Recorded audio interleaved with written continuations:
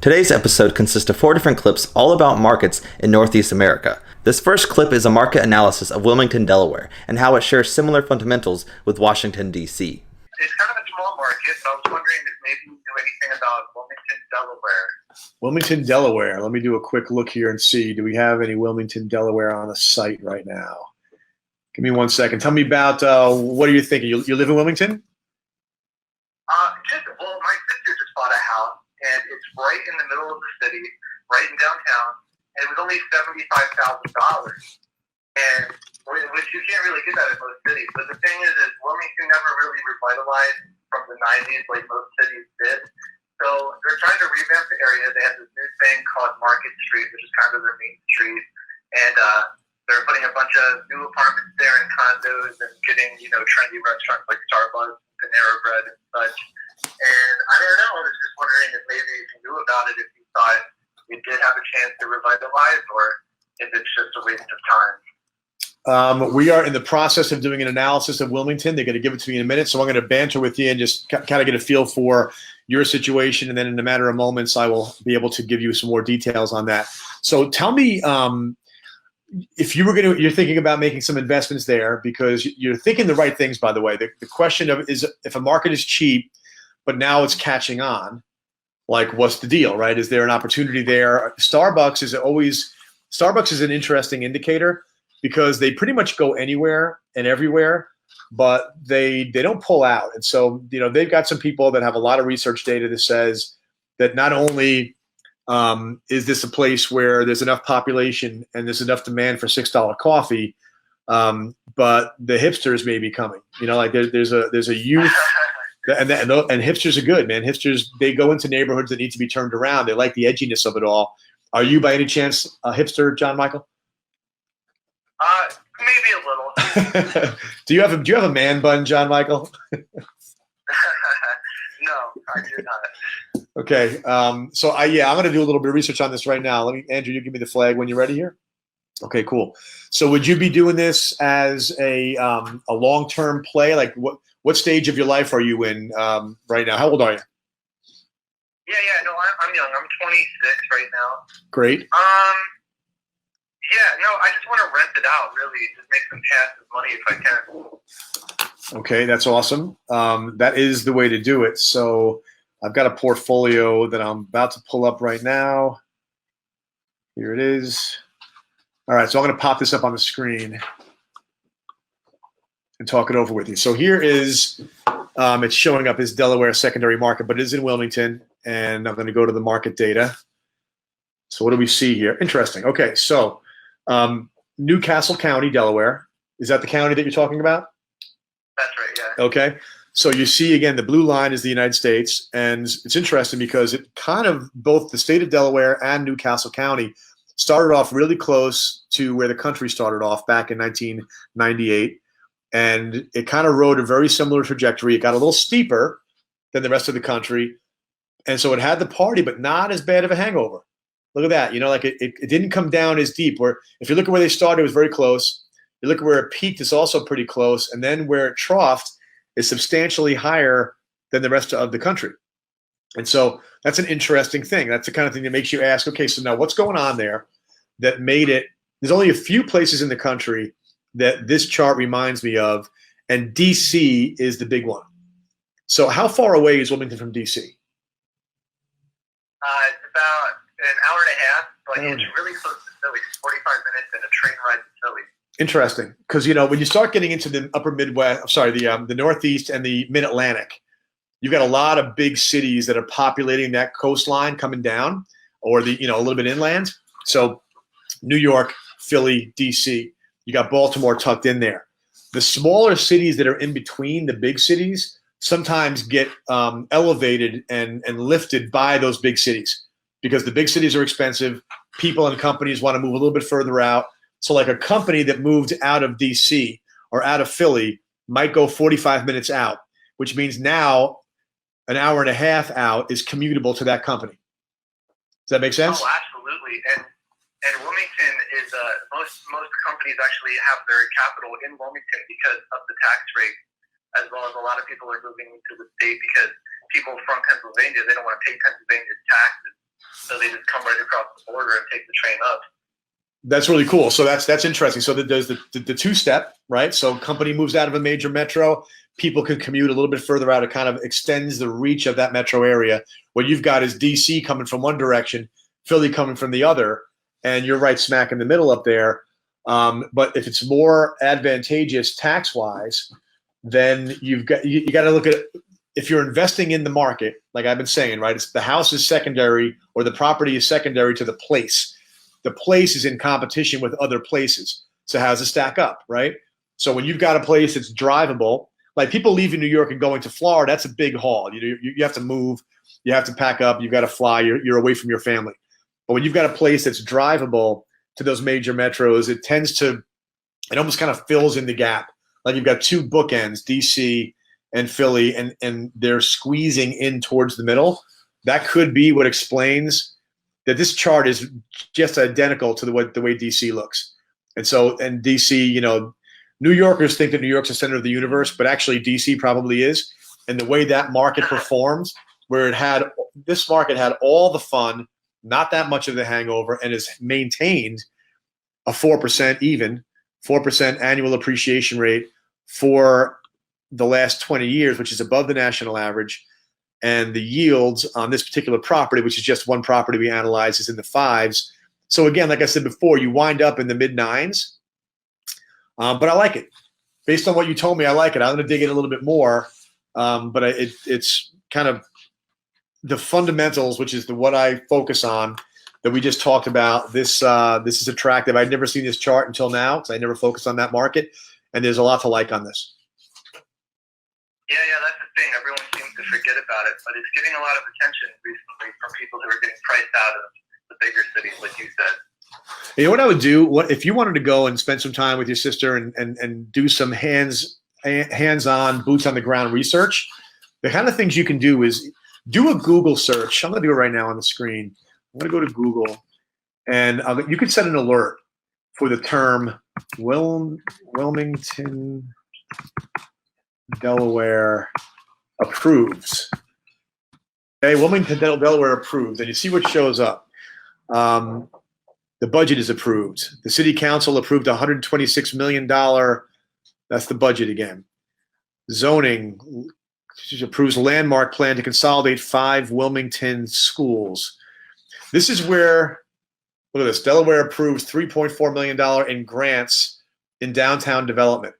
When you see a lot of results for approves, what you're seeing is a government that is giving the green light to companies and developers to do things. So read these, right? They will probably have planning board meetings, review board meetings, whatever they call it there, where people who are either elected or appointed get to decide if things are going to get approved. You can show up for those. They can be boring, but if you're a real estate geek and you're getting excited about this, they can be really cool. Where you're there, like when I talked about in Charlotte how there was a train station, I got a whiff of them proposing a train station. So you could do Wilmington, Delaware proposes also. They proposed a train station. I went and found the website for the Belmont Planning Board. I read the minutes of the meetings where they were looking at this and when they were ultimately going to vote on it. And I didn't go, but I paid close attention. I knew what date it was going to happen to be voted on. And then it got voted on and it got approved. So that's the kind of thing that literally nobody's doing, right? I mean, so you're not competing with Wall Street people that have all the best data on what stocks to buy. You're getting a sort of clued into a market that might be popping. Then you show up, and if you detect that the government is pro-development, that they know they've got something special and they want to try to capitalize on it, and they want to encourage development to make the quaint town get a foodie lifestyle, get cool restaurants, hip restaurants coming in. If they're doing those things, you could be the guy in the room that sees the way the planning board responds to those kinds of proposals, get a sort of human intelligence on what's happening there that can inform your investment decision, and you could be one of a handful of people that actually know it. This next clip is an answer to the question on where New Yorkers can invest nearby since prices have gotten so high there. Yeah, so NYC, you can't generate a yield on a small rental property unless you go into risky neighborhoods. And so what I would say to New Yorkers is well, same thing I say to everybody. There are your primary market, the place where you live, maybe the place you grew up. Then you've got secondary markets in your life. Where'd you go to college? Where'd you go on vacation as a kid? Where did your parents retire to? Where does your family live? Okay. A lot of New Yorkers, the Eastern Seaboard, right? Coming down I-95 into Florida for sure. The Carolinas, they spent time there on vacation, right? You ever drive to Florida for spring break? Well, those secondary markets are useful because it narrows down the national field to something more manageable. And number two, it gives you another reason to pay attention to the market. You've got a certain familiarity. Like I grew up going on vacation down to Southwest Florida, Sanibel Island. We went there every year. So my parents ended up retiring there. So Lee County, Florida, I've got a massive amount of familiarity there. I pay close attention. When a hurricane is coming into the Gulf, I'm glued to the TV to make sure, because my parents live there, they've got property there. I worry about the impact. I'm not going to get surprised by a weather disturbance in Southwest Florida because I'm paying attention. I'm not going to be surprised if crime for some reason goes up. If they're developing, I'm going to be aware just by virtue of, it's like surveillance, right? I've got a reason to be surveilling the market because it's a secondary market in my life because of having grown up going there and because my family goes there. So find a secondary market where the home prices are $200,000 on average or less, and where population is growing, maybe jobs are growing, and maybe you find yourself a window that way. Do you have any recommendations that are like the closest to New York? Pocono Mountains are interesting. I think if you go due west on I-80 into New Jersey, what happens is you get further out into any metro area, the suburbs kind of fizzle, right? It happens everywhere. In New York, it's like a 75 miles in all directions. But what happens in every suburb, in every MSA, every metro area, different suburbs mature at different paces. And so New Jersey, the eastern side of New Jersey, right along here, along the coast, is the one that developed more rapidly because the coastline came in. As you head west, you're actually on your way to the Philly metro area. And there's an area in between where you're part Philly outskirts and you're part New York outskirts, and cities have a way, as they expand and sprawl, sometimes you can have overlap of two different metro areas, and you're right on the edge of both of them, commutable to both directions. And that part of Pennsylvania, the Pocono Mountains, I think is really interesting for that reason. There are good parts and not so good parts of those from an investment standpoint, but they're areas that had been typically vacation areas for New Yorkers and Philadelphians that have now become commutable primary markets for folks that want the best deal they can get on a house, but still be able to get into the city when they need to. This next clip is a market analysis of an area right between Washington, D.C. and Baltimore, Maryland. Greg talks about how the overlap of those two markets caused this county to have a great return on investment. I own a property that we are renting out in Maryland, the DMV, and things are going pretty great. We've been renting it out since December, and I would like to invest in other properties. Good question. Before I jump into that, let me just get a sense of, give me the name of the county that you are currently invested in. Sure. It's in Howard County, Maryland. What are some of the recognizable names inside of Howard? So it's Columbia, Maryland is the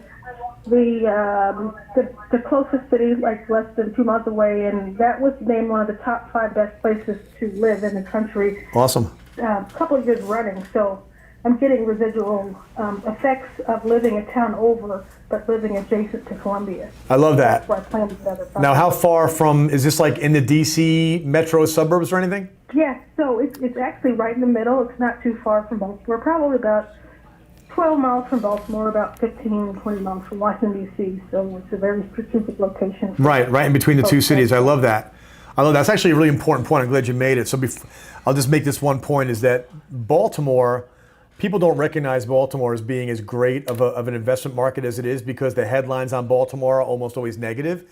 But Baltimore anchors D.C. to the north. So what happens is you got a major metro, and then you got like a mega metro in DC, then you have a major metro just an hour or whatever north of it. Everything in between is in play. And so being right in between is great because you've got the ability for workers to commute in both directions, all right? And so you've got bedrock. So let me show you this chart. This is the 20 years. You saw the blue line before. Now the blue line's been flattened out because the scaling of the chart changes as the state of Maryland kicks in, the black line, and then the county of Howard. So what this tells me is that Howard started out more expensive than the rest of the country back in the 90s. It did take off during the housing boom, but it didn't have that much of a housing bust. It kind of held on to all the gains that it made, and it's kind of stayed level.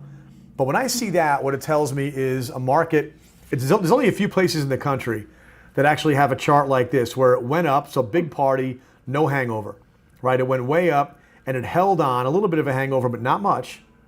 It held on to its value. DC does that. Charleston, South Carolina does that. There's very few other markets that didn't suffer any kind of a bust. And what I want people to realize is that when you have a market performing that way, think of this last 20 years as a stress test. You got to see how the market performed when things were going nuts. You got a chance to see how they performed when things were going bad, and then how it recovered. And this market held strong. And the averages are really impressive. Nationally, the average home in America appreciated 3.44% per year for the last 20 years. The state of Maryland, 5.22, which is a substantial increase. But look at this. The county of Howard, 6.42. That is one of the best appreciation rates in America. All right, so you're a genius. Getting there. Yeah. And I would, listen, at the end of the day, if you can accumulate more, I don't think, if this market did this over the last 10 or 12 years, it's hard to imagine anything on the horizon that would take it down, right? If it was going to get taken down, it would have gotten taken down back here. It didn't get taken down.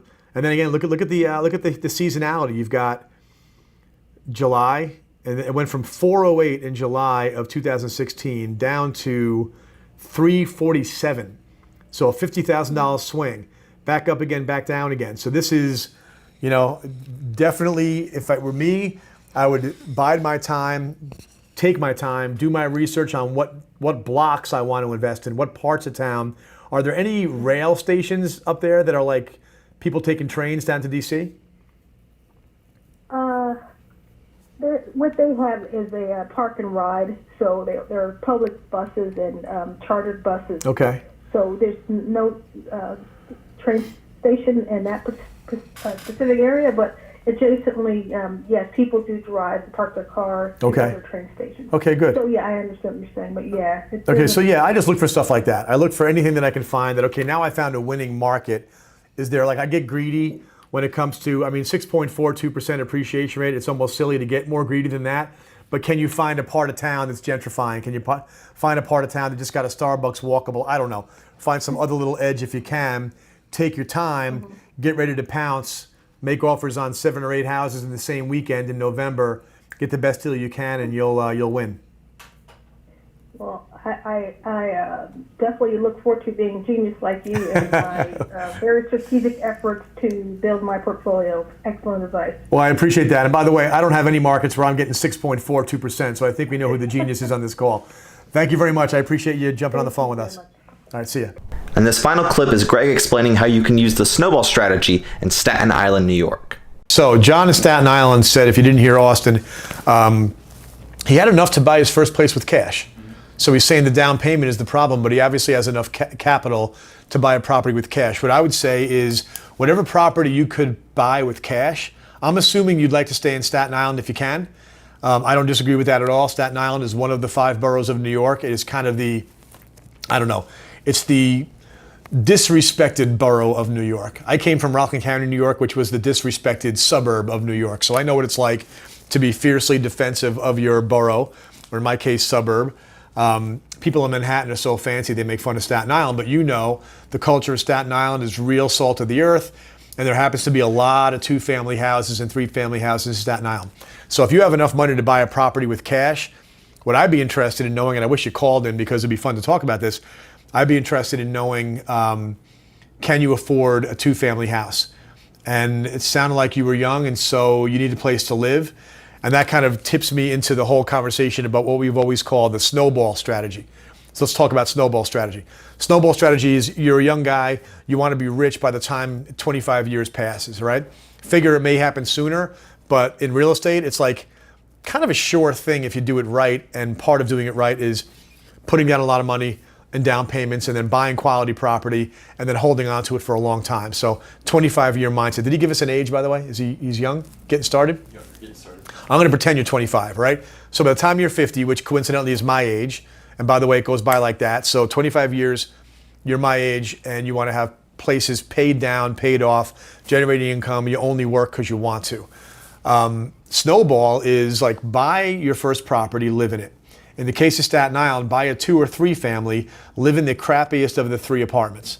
All right, so now you've got people paying you rent, but it's all inside the same building. So if you've got a 2 family, I'll stick with the 2 family, and you live in the lesser of the 2. I know Staten Island's got a lot of buildings that are upper half is like a 3-bedroom, lower piece is like a walk down with a 1-bedroom. Find one of those. Live in the 1-bedroom, rent out the 3-bedroom. You're not going to pay much of anything for your housing expense in that situation, or at least it's going to be heavily subsidized by the rent. And then you just live, right? Keep doing whatever you're doing to make that money that you have in the first place. Let that condo get paid down and down and down and down. When you feel like it, throw a couple extra dollars into principal to accelerate. You know, one of the things that's great, by the way, on this, because your goal is to roll the equity into the next property or just move out and repeat the process. Let's stick with that for a second. So you stay there, things are going great, you fall in love, you get married, now you're gonna have a kid, you wanna get out of the 1-bedroom, so you go buy another 2-family. This time live in the upper unit, the nicer 3-bedroom, rent out the lower unit. Now you've got 2 properties, maybe on the same block. You've got tenants in one, you've got you and a tenant in the other. So you own 2 properties, but you've got 3 incomes coming in. You're probably not paying anything for your own housing expense. That allows you to save money faster and pile up your next down payment. And the snowball continues to grow. Now, sometimes, like I never recommend selling any property, but I do understand when somebody sees something they want to do, they want to go. Let's say you move to Florida and you want to start accumulating in Lee County, Fort Myers, Florida, right? So you sell the first property you had in Staten Island and you roll that equity tax deferred into the next property using a 1031 exchange. And you roll and you roll and you think of your original down payment as the beginning seed of a snowball. And picture the snowball. You're from Staten Island, it snows up there. You start with a snowball this big, you drop it and you start rolling it, right? And what happens? It starts to grow pretty quick. It doesn't take long. Like you're halfway across your yard, and in Staten Island, the yards are what?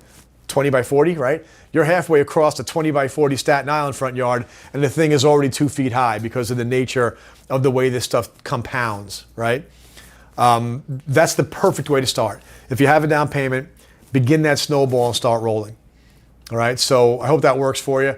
My email address is grand@renterswarehouse.com. Feel free to shoot me a note and tell me how it's all going. And that actually reminds me, I had a note here to talk about my Uncle Richie, and this is perfect because he comes from Staten Island, and this is actually like your future, John, right? So Richie Rand, my dad's younger brother, awesome guy. He was a police officer in the 70s in the South Bronx, pretty dangerous place back then.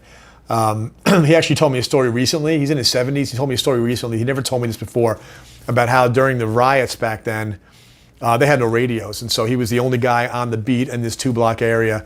And so he shot his gun off and told everybody to behave themselves. And instead of killing them, they did. And it was all good.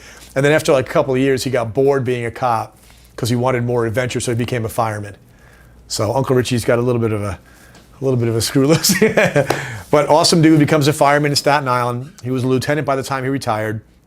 So now he is retired and he's in Fort Myers, Florida. I happened to mention that before. He's in Fort Myers in a neighborhood where his neighbor across the street this way is a guy that owns like 30 diamond and jewelry stores. Very rich guy. His neighbor across the street was a trial lawyer, a guy whose name you might know, wealthy.